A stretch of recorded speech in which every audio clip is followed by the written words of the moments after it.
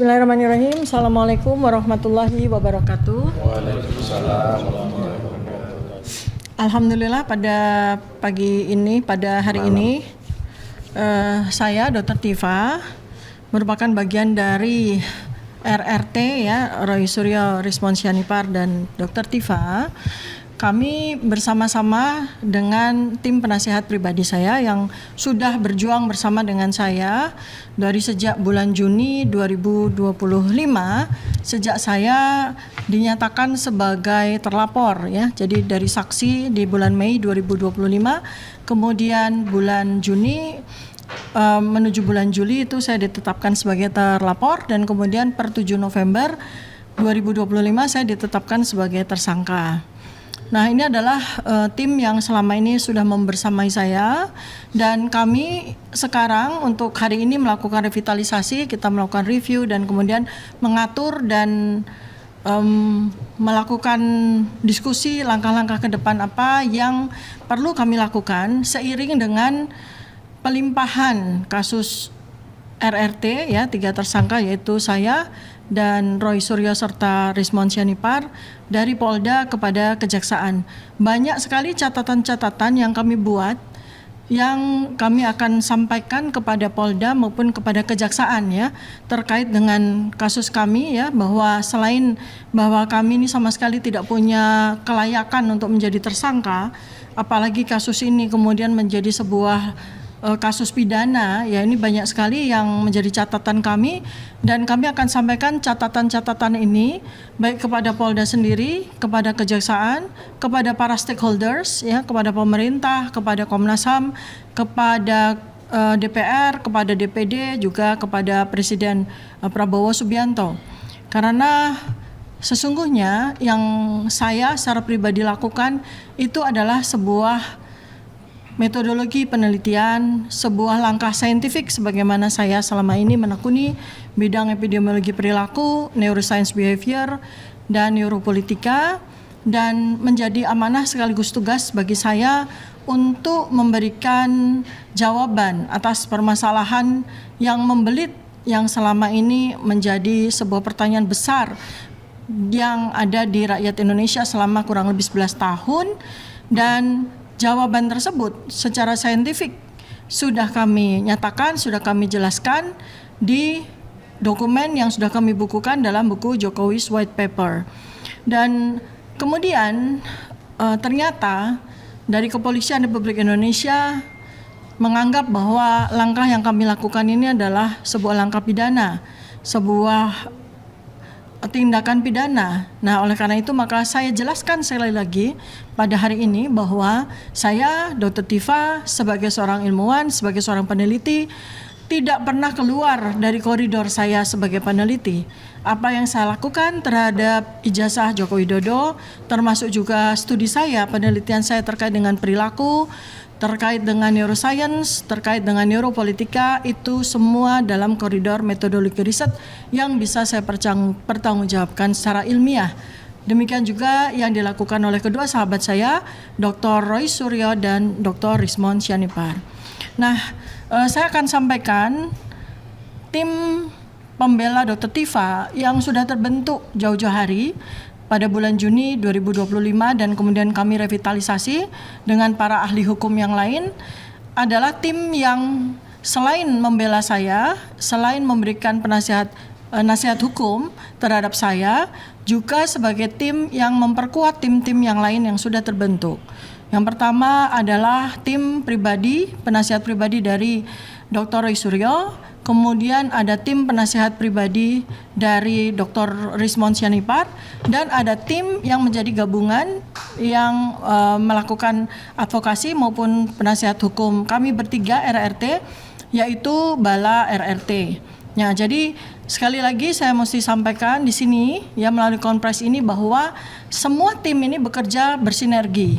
Kita bekerja bersama-sama, saling melengkapi, saling berbagi tugas, saling bekerja sama dengan baik, dan tidak ada satu apapun yang membuat RRT berpisah. Semua ini dalam rangka bersinergi membangun kekuatan bersama demi untuk menegakkan kebenaran di negara tercinta ini ya.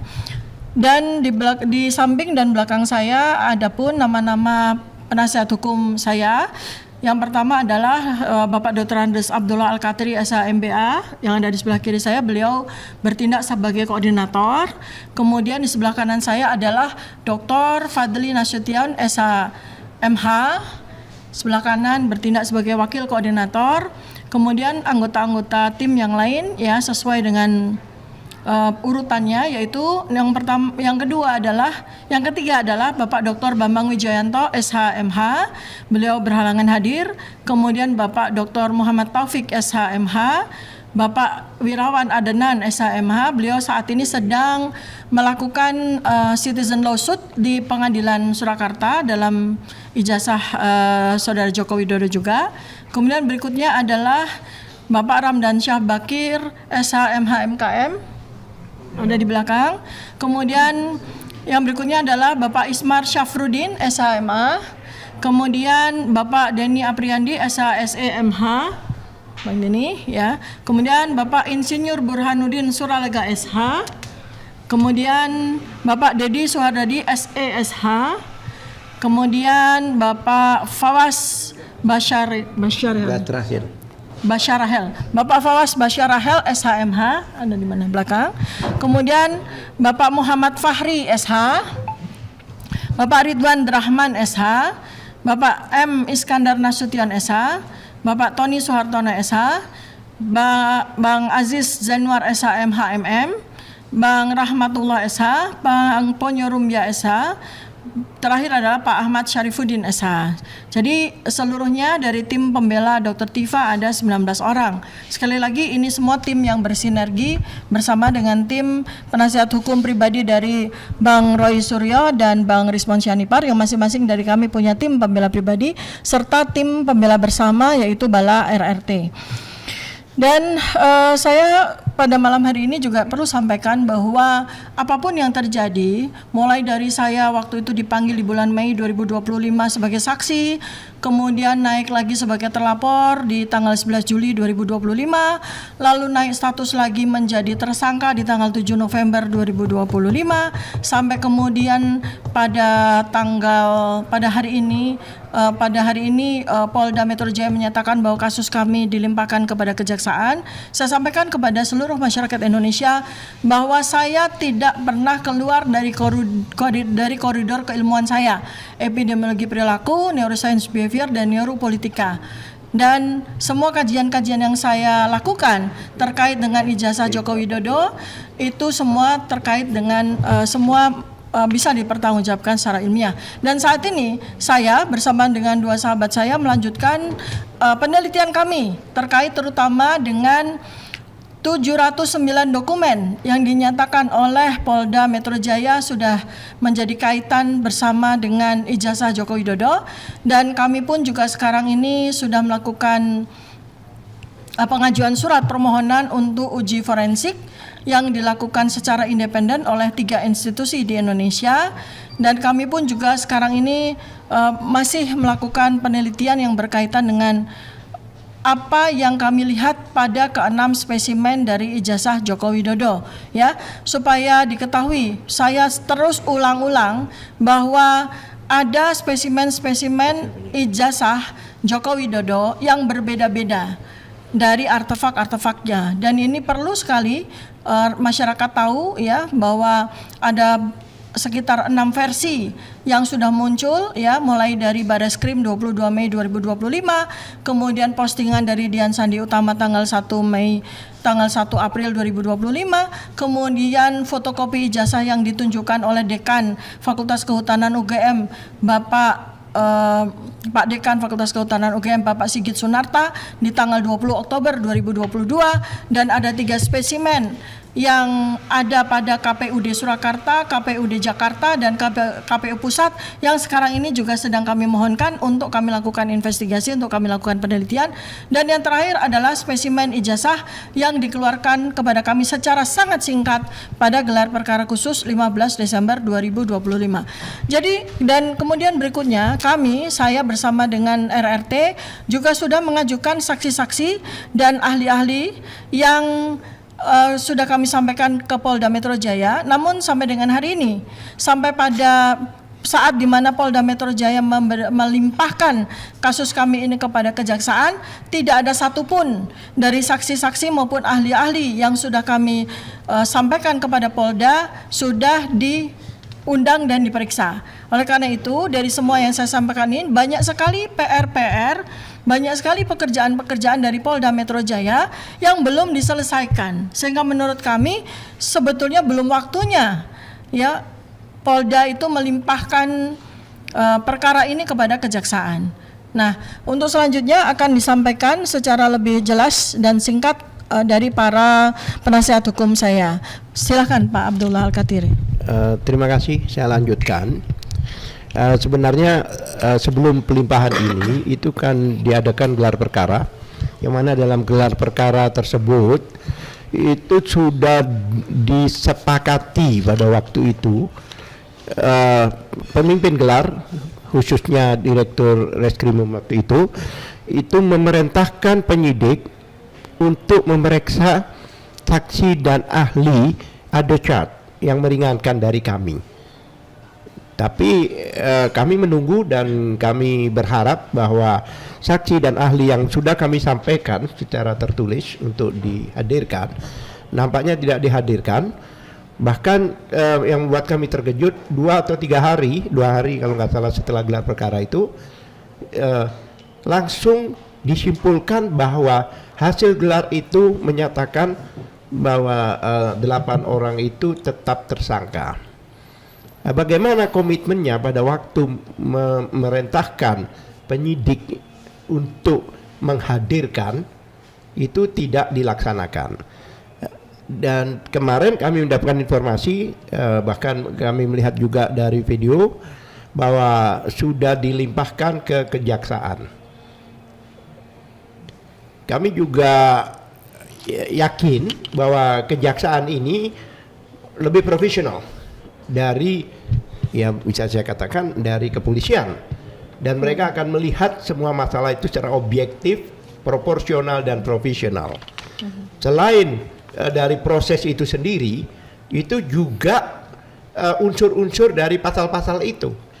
Apakah pasal-pasal itu bisa dikenakan pada para tersangka, khususnya Dr. Tifa dan RRT? Apakah tidak?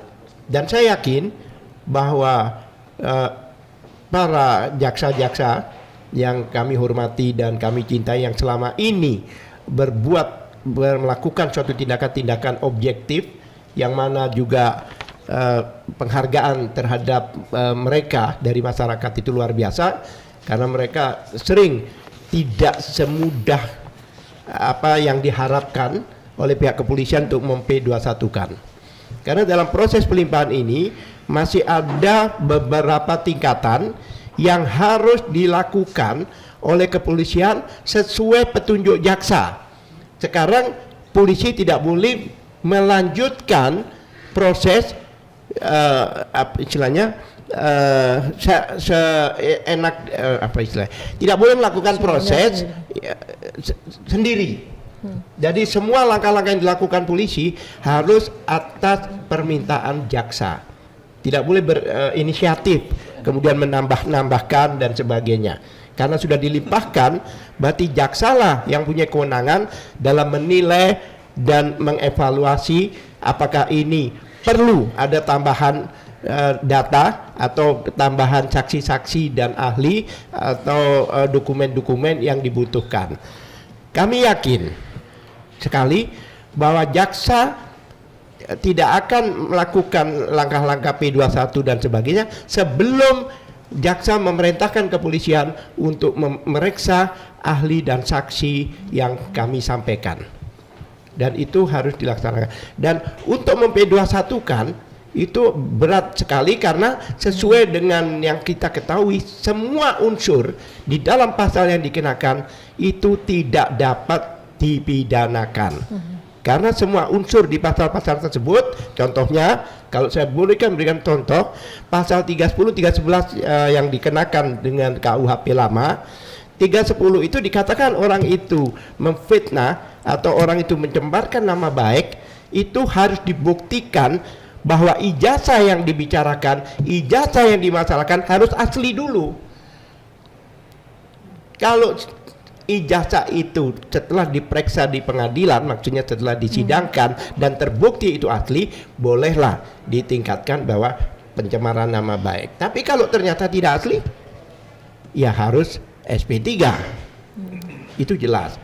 Kemudian pasal 160 berkali-kali kami katakan itu merujuk ke putusan MK nomor 7 tahun 2009 yang menyatakan yang tadinya delik formil menjadi delik material. Jadi harus ada korban, penghasutan itu harus ada korban. Faktanya tidak pernah ada korban. Contohnya dulu waktu sebelum putusan MK itu turun, baru orang bicara bakar mobil itu, terus dibakar, contohnya tidak dibakar, orangnya ditangkap. Serang polisi itu langsung ditangkap, itu formil. Sekarang tidak bisa lagi, harus ada 3 pihak, ada penghasut, ada yang terhasut, dan ada tindak pidana karena hasutan tersebut. Itu. Lah kalau itu saya yakin oleh jaksa akan dianulir itu pasal, karena memang unsurnya tidak kena. Pasal 28 ayat 2 contohnya. 28 ayat 2 Undang-Undang nomor 1 tahun 2024 yang baru. Itu ternyata dinyatakan di situ bahwa penghasutan atau ujaran kebencian berdasarkan ada beberapa di situ poin. Satu, agama, ras, suku, keadaan fisik, warna kulit dan sebagainya, dan itu tidak ada DLL. Kenapa diterima oleh kepolisian, tidak ditolak pasal ini dikenakan pada klien-klien kami, dan kami yakin seyakin-yakinnya dengan profesionalisme jaksa, maka hal ini akan ditolak oleh jaksa. Ya. Kemudian pasal-pasal yang masalah IT, yang pasal-pasal 32 dan 35 itu ada dokumen publik yang mana tidak bisa diterapkan di dalam tidak merupakan tindak pidana. Barang siapa yang mendapatkan dokumen publik, meneliti dokumen publik, itu tidak dapat dipidana. Itu sesuai dengan undang-undang KIP. Terima kasih. Taruh aja Pak, ini ada. Ya. Selanjutnya Bang Fadli Nasution akan menyampaikan akan menyampaikan pandangannya. Baik, terima kasih. Bismillahirrahmanirrahim. Assalamualaikum warahmatullahi wabarakatuh. Yang pertama, kami sampaikan bahwa tim yang dibentuk Dr. Tifa ini bukan tim yang baru. Sekarang mengkonsolidasikan lagi tim yang ada menjadi TPDT, Tim Pembela Dr. Tifa. Secara kerja atau koordinasi tim ini akan fokus pada pembelaan material hukum yang akan dihadapi oleh Bu Dr. Tifa. Sementara secara bersama-sama bertiga, Roy Suryo, Rismond dan Tifa RRT itu tergabung dalam barisan pembela RRT, Bala RRT. Itu juga tetap eksis melakukan berbagai agenda-agenda secara bersama-sama RRT. Itu yang pertama. Kemudian yang kedua, menyikapi perkembangan terakhir dari Polda Metro Jaya, sebagaimana yang kita ketahui, Polda Metro Jaya sudah merampungkan berkas perkara ini dan sudah melimpahkan tahap 1 ke Kejaksaan Tinggi DKI Jakarta. Artinya penyidik sudah membuat resume perkara dan sudah berkesimpulan terhadap perkara dan pasal-pasal yang disangkakan kepada RRT.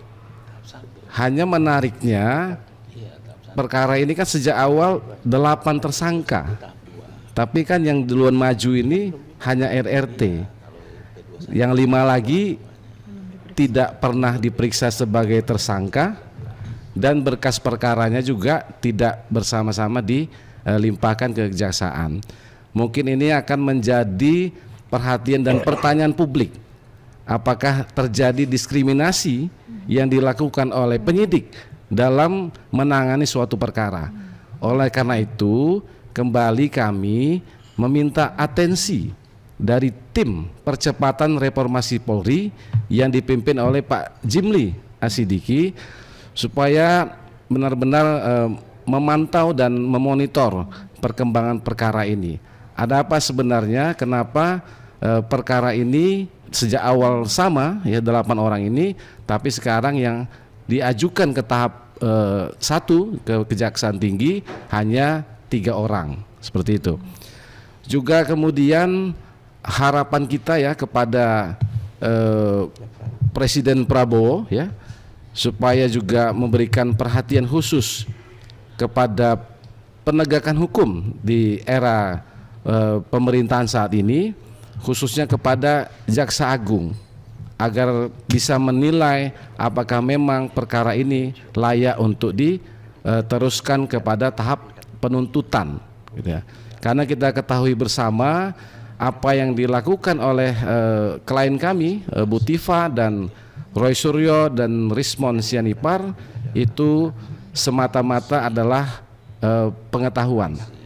Jadi kalau kata Panji itu, menurut keyakinan saya ijazah Jokowi palsu gitu kan, dan itu semua dilakukan secara saintifik dan akademik, dapat dipertanggungjawabkan, semuanya ada dalam buku Jokowi White Paper, tidak ada yang disembunyikan dan tidak ada dengan maksud tertentu juga melakukan penelitian itu untuk mencemarkan atau memfitnah pelapor, tapi memang semata-mata untuk kepentingan umum, agar masyarakat tahu bahwa apa yang dilakukan, diteliti oleh RRT selama ini adalah suatu kebenaran. Oleh karena itu, perjuangan dan gerakan ini adalah suatu keyakinan dalam mencari kebenaran dan keadilan. Saya kira itu. Terima kasih, Dokter. Baik, terima kasih. Assalamualaikum warahmatullahi wabarakatuh. Iya, lanjut dari itu mungkin tadi udah hampir semua sudah disampaikan oleh rekan-rekan kita. Saya mungkin hanya berfokus tentang masalah bahwa kasus ini sebenarnya kan ada sebab akibat, sehingga beliau sebagai seorang peneliti, sebagai seorang ilmuwan, ya tertarik hatinya untuk ikut campur, walaupun dalam hal ini beliau tidak memiliki keuntungan apapun. Justru beliau harusnya mendapatkan penghargaan yang luar biasa dari negara. Karena apa? Persoalan ini kan sudah lama ada gonjang-ganjing tentang permasalahan ijazah palsu. Bahkan sudah ada yang menjadi korban, 2 orang yang dipenjarakan, padahal kan belum diketahui palsu tidaknya, tetapi yang paling pasti ada permasalahan bahwa masyarakat tidak mempercayai ataukah meyakini malah bahwa ijazah Pak Jokowi sebagai presiden Indonesia ke-7 untuk 2 periode itu telah menggunakan ijazah palsu. Nah, dengan keilmuan beliau tertarik untuk bisa memberikan kontribusi, memperjelas kepada masyarakat dalam hal ini melakukan tindakan-tindakan atau perbuatan-perbuatan yang memang legal gitulah. Ya, melakukan penelitian sesuai dengan keilmuannya.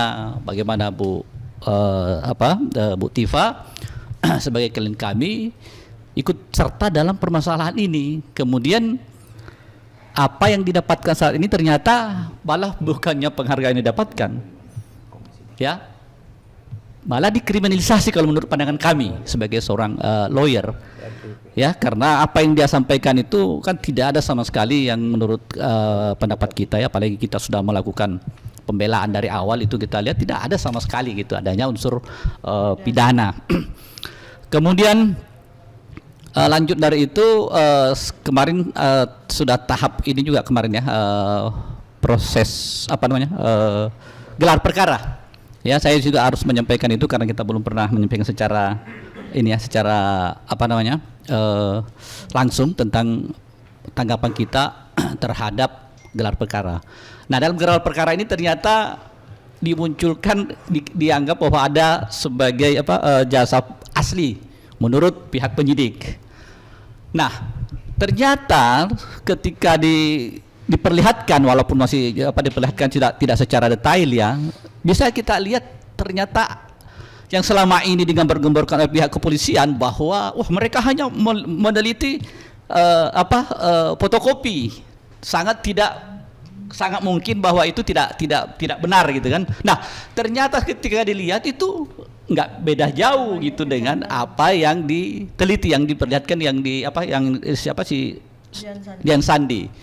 Nah, harusnya ketika itu ternyata diperlihatkan dan sama, ya, berarti seharusnya itu pihak kepolisian menghentikan lagi penyidikan ini, bahwa apa yang dilakukan penelitian itu ternyata persis sama dengan apa yang diteliti, ya, dengan apa yang dimunculkan, diperlihatkan oleh pihak kepolisian. Dalam hal ini sekarang ini ada di tangan sebagai barang bukti. Nah, jadi pada dasarnya sangat kita mengharapkan, ya, pihak kepolisian, ya, walaupun saat ini belum, ya, mumpung belum P21 tahap 2, ya, atau belum penyerahan, ataukah kita memang tadi ini berharap karena memang mohon maaf ini pihak kepolisian kenapa ada sampai dibentuk tim percepatan reformasi kepolisian, kan berarti ada permasalahan di sana, ya kan? Ada beberapa kasus yang memang ada semacam kriminalisasi dan rekayasa, ya, kasus Sambo lah, kasus ulama-ulama kita yang ditangkapin kemarin yang sangat tidak signifikan melakukan suatu tindakan pidana hanya karena menyatakan dia sehat sehingga langsung dilakukan penangkapan, ya. Kita berharap di era Pak Prabowo ini, walaupun ya sedikit saya ada titik harapan bahwa selama ini dalam pembelaan kita terhadap ulama ataupun aktivis di zamannya Pak Jokowi itu nggak ada tedeng aling-aling, Anda salah atau benar langsung di proses hukum, langsung ditangkap. Nah, sekarang ini berarti kan kekuasaannya dia udah mulai tergerus, pihak kepolisian tidak penuh 100% lagi. Nah, kita berharap pihak kejaksaan berani mengambil langkah-langkah hukum, ya, untuk betul-betul keluar daripada dari selama ini yang dibeckan orang bahwa semua penegak hukum ini sudah terkontaminasi, ya. Tapi rumor di belakangan ini kan kita melihat bahwa pihak kejaksaan itu alhamdulillah sudah bisa dianggap berdiri sendiri, ya, dengan terbukti beberapa mantan bahkan pejabat Pak Jokowi pada eranya Pak Jokowi itu dijadiin tersangka gitu kan. Jadi ada harapan yang sangat besar dari kita. Lantas saya menindaklanjuti tadi dari rekan kita menyampaikan bahwa adanya reformasi kepolisian, ya, dalam hal ini Pak Prof Jimlia Siddiq sebagai ketua dan Pak Prof Mahfud MD, beliau kan sudah mengeluarkan statement, ya, di media bahwa kasus ini tidak layak kalau tidak dihadirkan bukti bahwa ada putusan pengadilan yang menyatakan bahwa ijazah itu adalah asli. Nah, kita sangat berharap dari pihak kejaksaan dalam hal ini untuk mendesak kepada pihak penyidik untuk mengembalikan atau meminta kepada penyidik untuk menghadirkan itu supaya bisa fair, bahwa betul-betul memang ada indikasi kuat, karena semua pasal-pasal yang dituduhkan ini semuanya bermuara terhadap satu hal, yaitu masalah ijazah, ya, yang dianggap bahwa kita meyakini bahwa itu adalah ijazah palsu, ya, dengan hasil penelitian. Tapi ini tidak pernah ada putusan pengadilan yang menyatakan bahwa ijazah Jokowi adalah asli. Nah, ini yang akan menjadi perdebatan, dan sampai putusan apapun nanti kalau ini tidak dihadirkan atau tidak ada, maka akan menjadi sebuah pertanyaan bagi kita semua, ya, bagi orang-orang yang praktisi hukum khususnya, pasti akan bertanya-tanya dan mungkin menjadi suatu hal yang sangat tidak baik buat kita di Indonesia ini. Mungkin begitu dari saya, ya. Jadi intinya bahwa kita berharap bahwa penegakan hukum dan khususnya kepada kejaksaan untuk betul-betul menegakkan hukum ini sesuai dengan aturan hukum yang sebenarnya. Dan kepada Bapak Prabowo, benar-benar kita juga berharap jangan sampai nama baik Bapak tercoreng dalam permasalahan ini, ya, karena Bapak sudah menyampaikan bahwa ada indikasi adanya penegakan hukum yang selama ini ada orang yang dilakukan penangkapan, ya, Padahal belum pasti kasusnya, kan beliau sudah menyampaikan seperti itu. Jadi beliau membentuk sebuah tim reformasi kepolisian. Nah itu yang kita harapkan termasuk untuk persoalan kasus ini, karena ini kan imbasnya sangat luar biasa ini. Ya, kalau betul-betul ternyata bahwa kita selama ini dipimpin oleh presiden yang berjasa palsu, nauzubillah min dzalik. Ya. Nah, demikian dari saya. Barakallahu fiik. Assalamualaikum warahmatullahi wabarakatuh. Lanjut Bang Burhan. Ya. Assalamualaikum warahmatullahi wabarakatuh. Waalaikumsalam warahmatullahi Saya akan memberikan informasi sedikit mengenai proses perjalanan perkara ini dari awal. Sejak awal kami sudah mencoba untuk berkomunikasi dengan lembaga-lembaga terkait, terutama DPR dalam hal fungsi pengawasan yang harusnya mereka lakukan. Kami telah di awal sekali kami telah bersurat kepada Komisi 3 DPR RI, beberapa fraksi dan komisi lainnya yang terkait dengan penerbitan. Maksud kami adalah dengan pendidikan, tetapi sampai hari ini kami hanya direspon dengan cukup baik oleh fraksi Partai PKS. Dengan Komisi 3 sampai hari ini kami tidak mendapatkan respon apapun sampai bergulirnya perkara ini memasuki tahap 1 di Kejaksaan. Dalam waktu beberapa hari ke depan kami akan kembali menyurati Komisi 3 DPR RI untuk meminta RDP mengenai hak dan tugas dan kewajiban pengawasan hukum dan penegakan hukum yang menurut kami saat ini tidak cukup baik dilakukan oleh Komisi 3 DPR RI. Terbukti Dr. Tipa saat ini menjadi tersangka dan seluruh saksi yang bagi kami itu bisa meringankan tidak diperiksa. Jadi seolah-olah kami menganggap pihak kepolisian melakukan permainan sendiri. Dia tidak mau mendapatkan lawan yang sepadan, sehingga hanya pihak pelapor lah yang diperiksa. Saksi-saksi yang menguntungkan pelapor yang diperiksa. Saksi dan ahli kami tidak satu pun diperiksa oleh mereka.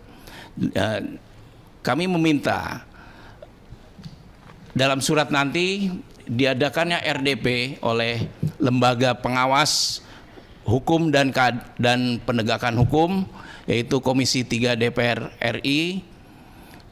Kalaupun tidak juga direspon, kemungkinan kami akan menyurati kepada Kementerian Polhukam, Politik dan Hukum ya, Polkom,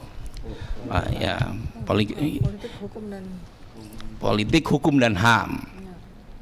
Karena itulah harapan kami yang hari ini terakhir. Bila hukum ini tidak diawasi, polisi bermain sendiri, tidak mungkin lagi ada harapan keadilan bagi orang-orang yang terzolimi saat ini. Sekian, saya kembalikan. Sudah ada lagi yang mau sampaikan? Tambah? Ya. Baik, Bang Denny. Ya. Ya, baik. Saya akan menutup konferensi pers ini dengan beberapa catatan supaya masyarakat tahu bahwa dengan pelimpahan berkas RRT 3 tersangka dari klaster yang pertama kepada kejaksaan, sementara klaster yang kedua dari 5 tersangka belum ada satupun yang diperiksa, maka polisi telah melakukan diskriminasi, telah melakukan inequality before the law kepada kami 3 orang, Roy, Rismond, dan Tifa. Kemudian berikutnya lagi, kami sudah menyampaikan sesuai dengan hak kami, saksi-saksi dan para ahli, ada charge atau saksi-saksi dan ahli yang meringankan, sudah kami sampaikan kepada Polda Metro Jaya daftar nama-nama saksi-saksi dan ahli-ahli, tetapi sampai dengan hari di mana Polda Metro Jaya melimpahkan berkas kami kepada kejaksaan, belum ada satupun saksi-saksi maupun ahli-ahli kami dari RRT yang diperiksa. Oleh karena itu, untuk yang kedua kali kami bertiga mengalami diskriminasi. Kami bertiga mengalami inequality before the law. Dan dua hal ini harus menjadi catatan bagi kejaksaan. Kemudian berikutnya lagi adalah kami juga sudah melakukan permohonan kepada Polda Metro Jaya untuk melakukan uji forensik secara independen untuk memberikan komparasi kepada dan balance atas ijazah yang saat ini kami juga sudah meminta kesediaan 3 institusi independen di Indonesia. Sementara kami juga sudah merencanakan untuk melakukan kerjasama dengan pihak institusi internasional dan untuk melakukan uji forensik independen yang sama. Sehingga maksud dan tujuan kami melakukan uji forensik independen terhadap ijazah Joko Widodo adalah memberikan kebenaran yang setepat-tepatnya, yang sebenar-benarnya kepada seluruh masyarakat Indonesia. Dari penelitian yang kami lakukan, kami mendapatkan simpulan bahwa ijazah Joko Widodo yang selama ini beredar, yang dinyatakan asli, bahkan juga dinyatakan sendiri oleh mantan Presiden Joko Widodo, kami sudah berkesimpulan bahwa ijazah tersebut 99,9% palsu. Artinya, jika dalam kasus ini kami RRT kalah, artinya kekalahan itu adalah kekalahan seluruh Indonesia. Apabila terhadap hanya satu orang saja. Oleh karena itu kami berharap kasus ini menjadi perhatian bagi Bapak Presiden Prabowo Subianto, karena saat ini ada anak bangsa yang sedang mengalami kriminalisasi, ditambah mengalami diskriminasi, ditambah lagi tidak mendapatkan haknya yang layak untuk menghadirkan saksi-saksi dan untuk menghadirkan ahli-ahli yang meringankan kami bertiga. Terakhir dari kami saat ini juga sedang mengikuti apa yang disampaikan oleh Polda Metro Jaya pada gelar perkara khusus 15 Desember 2025 bahwa mereka menyatakan ijazah Jokowi asli atau identik atas dasar 709 dokumen yang sudah mereka sita. Dan dari 709 dokumen itu pada tanggal 22 Mei 2025 sudah diperlihatkan kurang lebih sekitar 55 dokumen. Dan sesuai dengan Undang-Undangan Keterbukaan Informasi Publik bahwa 709 dokumen ini adalah dokumen publik. Oleh karena itu maka pada saat ini kami juga sedang melakukan permohonan kepada PPID Polda Metro Jaya untuk menyampaikan kepada kami atas dasar Undang-Undang Keterbukaan Informasi Publik 654 dokumen yang lain yang menjadi bagian dari 709 dokumen yang sudah berada di Polda Metro Jaya. Dan kami juga akan meneruskan langkah kami untuk meneruskan permintaan kami kepada UGM atas ijazah Sarjana Muda Joko Widodo dan ijazah Sarjana Joko Widodo, termasuk 709 dokumen yang perolehannya berasal dari UGM. Dan langkah-langkah ini sesuai juga dengan secara hukum. Jadi masyarakat Indonesia, kami RRT, dalam hal ini saya Dr. Tifa, menyatakan bahwa untuk sebuah kebenaran tidak ada negosiasi.